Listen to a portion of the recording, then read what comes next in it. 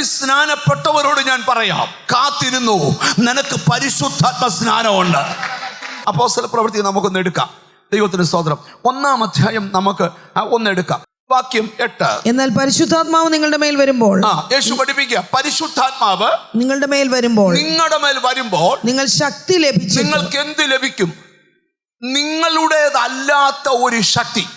പൈശാചിക ശക്തികൾക്ക് അഭിഷേകത്തിന്റെ നിറവുള്ള ദൈവമക്കളെ തൊടാൻ പറ്റാത്തത് എന്നാന്ന് ചോദിച്ചാൽ, അവൻ അടുക്കാൻ വയ്യാത്തൊരു ശക്തി. അപ്പൊ പരിശുദ്ധാത്മാവ് നിന്റെ മേൽ വരുമ്പോൾ നിനക്ക് എന്ത് ലഭിക്കും? പരിശുദ്ധാത്മാവ് വരുമ്പോൾ ശക്തി ലഭിക്കും. അതിനർത്ഥം എന്തുവാ? മറ്റെല്ലാ ശക്തികളും നിന്റെ വീട്ടിൽ നിന്ന് മാറിപ്പോകും.